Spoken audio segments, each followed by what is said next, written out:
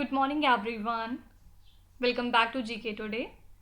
आई hope आप सब बिल्कुल ठीक होंगे और आज हम डिस्कस करेंगे 5 अगस्त के सबसे मोस्ट इम्पॉर्टेंट करंट अफेयर्स। चलिए अपना सेशन हम स्टार्ट करते हैं। विच union ministry is associated with जन विश्वास अमेंडमेंट ऑफ प्रोविजंस बिल? कौन सा केंद्रीय मंत्रालय जन विश्वास प्रावधानों का संशोधन विधेयक से जुड़ा हुआ है? तो जन विश्वास का जो अमेंडमेंट बिल है ये हाल ही में पास हो चुका है लोकसभा में, और इसका एम क्या है?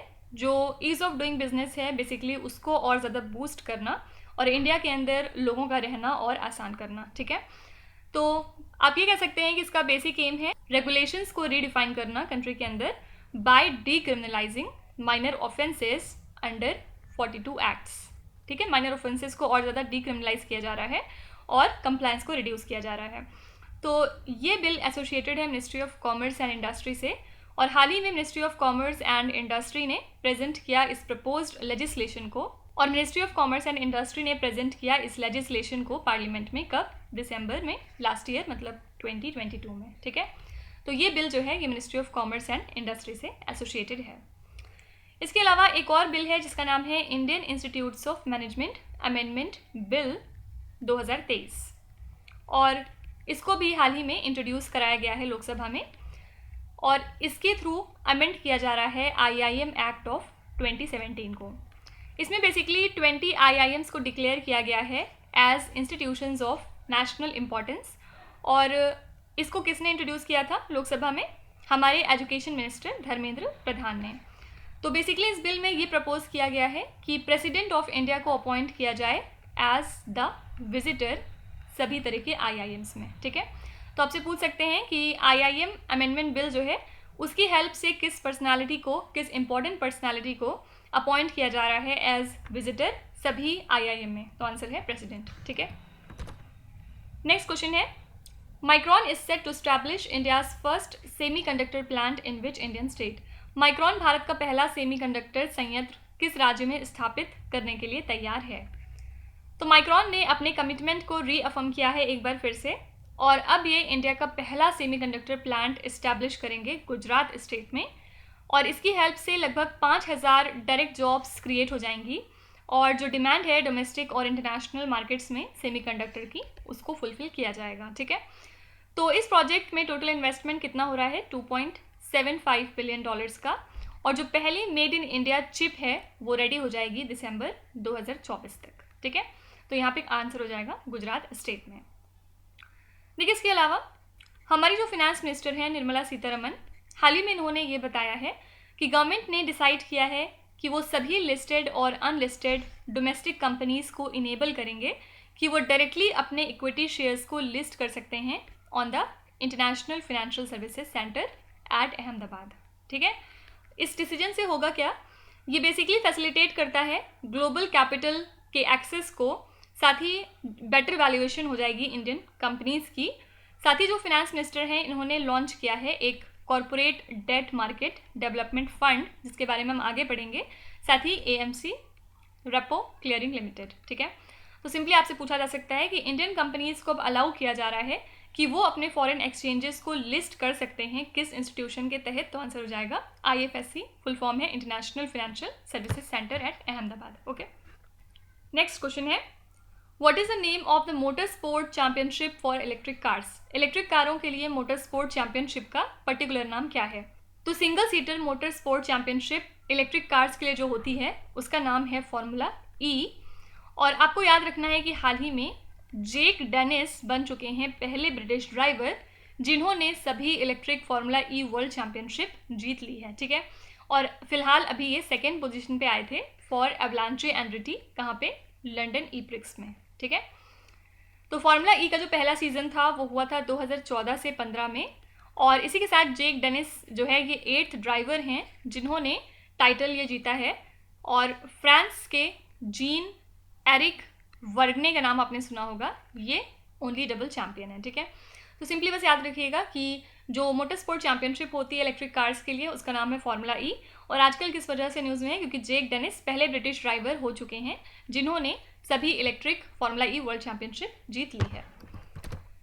नेक्स्ट है Rajkot international airport has been inaugurated in which Indian state? राजकोट अंतर्राष्ट्रीय हवाई अड्डे का उद्घाटन किस राज्य में किया गया है? तो हाल ही में हमारे प्राइम मिनिस्टर नरेंद्र मोदी जी ने इनॉग्रेट किया राजकोट इंटरनेशनल एयरपोर्ट और इसके कुछ डेवलपमेंट इनिशिएटिव्स को राजकोट गुजरात में, ठीक है। और इसकी वैल्यू कितनी है? 860 करोड़ रुपीज़। इस प्रोजेक्ट में डिफरेंट चीज़ें आती हैं लाइक सोनी योजना, लिंक 3, पैकेज 8 एंड 9, साथ ही अपग्रेडेशन होगा Dwarka rural water supply and sanitation का, इसका प्रेजर्वेशन होगा और renovation and progress of Uparkot fort phase 1 and 2 etcetera, ठीक है। सिंपली याद रखिएगा कि राजकोट इंटरनेशनल एयरपोर्ट को हाल ही में कहाँ पे इनॉग्रेट किया गया? तो आंसर है गुजरात, ओके। देखिए इसके अलावा अगर किसी स्टॉक एक्सचेंज से किसी भी लिस्टेड कंपनी की सिक्योरिटीज़ को रिमूव किया जाता है तो उस प्रोसेस को हम क्या बोलते हैं? D listing. किस वजह से आजकल न्यूज़ में है? बेसिकली डी लिस्टिंग कहते हैं किसी भी सिक्योरिटीज़ को रिमूव करना लिस्टेड कंपनी की फ्रॉम द स्टॉक एक्सचेंज, और अगर एक बार डीलिस्ट हो जाती है तो वो जो कंपनी है उसकी सिक्योरिटीज़ ट्रेड नहीं की जा सकती हैं स्टॉक एक्सचेंज में, ठीक है। तो हाल ही में सेबी ने ये डिसाइड किया है कि वो फिर से री एग्जामिन करेंगे सभी डी लिस्टिंग रेगुलेशंस को जो कि लिस्टेड कंपनीज़ के ऊपर अप्लाई होते हैं, और इसका एम क्या है? जो शेयर मैनिपुलेशन है उसको कर्ब करना कंपनीज़ के मामले में that choose to delist from the stock exchanges. तो हो सकता है बस आपसे ये पूछ लें कि स्टॉक एक्सचेंज से अगर कोई लिस्टेड कंपनी अपनी सिक्योरिटीज़ को रिमूव कर रही है तो उसकी प्रोसेस को क्या कहते हैं? तो आंसर है डीलिस्टिंग। नेक्स्ट क्वेश्चन है, which country has successfully launched its first communication satellite named as Lingji 03? किस देश ने लिंगजी 03 नामक अपना पहला संचार उपग्रह सफलतापूर्वक लॉन्च कर लिया है? तो चाइना ने हाल ही में सक्सेसफुली लॉन्च कर लिया है अपना पहला कम्युनिकेशन सैटेलाइट जिसका नाम है लिंगजी 3, और इसमें फीचर किया गया है एक ultra thin flexible solar wing technologies को टेस्ट करने के लिए for a massive 13,000 satellite broadband mega constellation in the low earth orbit, ठीक है। इसका एम है स्पेस एक्स के स्टार लिंक के साथ compete करना, और इस सैटेलाइट को लॉन्च किया गया है with the help of long March 2D rocket, कहाँ से? From the Taiwan satellite launch centre in the central China, ठीक है। तो दो बातें याद रखिएगा, जो चाइना का पहला कम्युनिकेशन सैटेलाइट है उसका नाम क्या है? लिंगजी 03, और अगर आपसे पूछें कि लिंगजी 03 किस पर्टिकुलर कंट्री का सैटेलाइट है तो आंसर है चाइना, ओके। अगला क्वेश्चन भी चाइना से एसोसिएटेड है, which country has employed the cabbage strategy? तो हम जानते हैं कि साउथ चाइना सी में काफ़ी ज़्यादा टेंशन्स चल रहे थे और उसकी वजह से यूएस ने कहीं ना कहीं इंटरफियर करना स्टार्ट किया है। तो चाइना को ये बात ऑब्वियसली बिल्कुल भी पसंद नहीं आएगी, तो इसलिए इन्होंने एम्प्लॉय करी है एक कैबेज स्ट्रैटेजी। बेसिकली इसमें क्या होता है, आर्टिफिशियल आइलैंड्स को कंस्ट्रक्ट किया जाता है, साथ ही जो डिसरप्टेड एरियाज़ हैं उनको इंसर्कल किया जाता है विद न्यूमरस शिप्स, ताकि कंट्रोल को धीरे धीरे अपने अंडर में लिया जा सके। और इस सिचुएशन की हेल्प से एक एयर आइडेंटिफिकेशन जोन कहीं ना कहीं इम्प्लीमेंट होगा over the South China Sea by various nations involve, ठीक है। तो फिलहाल कैबेज स्ट्रैटेजी किसने एम्प्लॉय की है? तो ये कंट्री है चाइना। नेक्स्ट है, विच इंडियन स्टेट और the union territory implements Naan Mudhalvan programme? कौन सा भारतीय राज्य या फिर केंद्र शासित प्रदेश नान मुदलवन कार्यक्रम लागू करता है? तो ये स्टेट है तमिलनाडु, और तमिलनाडु स्किल डेवलपमेंट कॉरपोरेशन जो है ये इम्प्लीमेंट करता है नान मुदलवन प्रोग्राम। इसमें होता क्या है, 12,582 faculties from the government engineering colleges and 7,835 faculties from art and science colleges पूरे स्टेट से ट्रेन किए गए पिछले 1 सालों में, ताकि जो स्टूडेंट्स की स्किल है वो इन्हांस हो सके, ठीक है। तो नान मुदलवन प्रोग्राम इम्प्लीमेंट करता है तमिलनाडु स्टेट। अच्छा, पीछे जो हम फंड के बारे में बात कर रहे थे, कौन सा? Corporate debt market development fund. अगर आपसे पूछा जाए कि किस इंस्टीट्यूशन ने गाइडलाइंस जारी करी हैं इस फंड पे, तो ऑब्वियसली आंसर है SEBI, capital markets regulator SEBI, ठीक है। इस फंड का पर्पस क्या होता है? ये सर्व करता है एज अ बैकस्टॉप फैसिलिटी, जिसमें कि ये investment grade corporate debt securities को परचेज करते हैं during the times of market stress, ताकि कॉन्फिडेंस बूस्ट हो सके among the participants in the corporate debt market, ठीक है। तो आपको बस ये याद रखना है कि इस फंड से रिलेटेड गाइडलाइंस कौन जारी कर सकता है, तो ये है SEBI. Which country is undertaking the project demonstration rocket for agile cislunar operation? कौन सा देश एजाइल सिसल्यूनार ऑपरेशंस के लिए प्रदर्शन रॉकेट परियोजना पर काम कर रहा है? इसको आप ड्रैको भी बोलते हैं। तो यहाँ पे आंसर हो जाएगा यूएसए।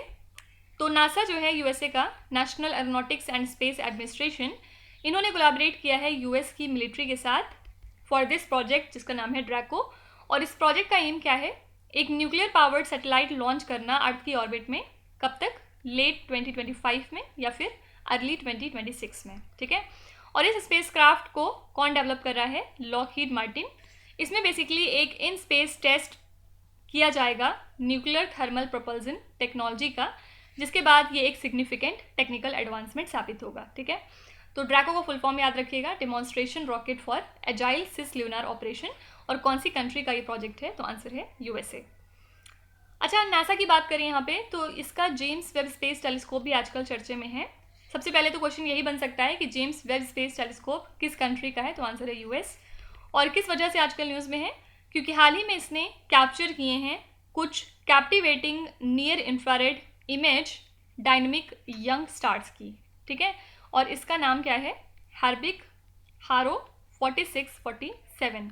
ये लाई करते हैं वेला कॉन्स्टलेशन में, जो कि लगभग 1470 लाइट ईयर्स दूर हैं हमारे प्लैनेट अर्थ से। तो ये जो स्टार्स हैं ये एक्टिवली फॉर्म होते हैं और ऑर्बिट करते हैं एक दूसरे को एक मेस्मराइजिंग डिस्प्ले में। और ये स्टार्स एक इम्पॉर्टेंट ऑब्जेक्ट हैं स्टडी के पर्पज़ से, क्योंकि रिलेटिवली यंग होते हैं ये, मतलब आप कह सकते हैं कि ये सिर्फ कुछ ही हज़ार साल पुराने हैं, ठीक है।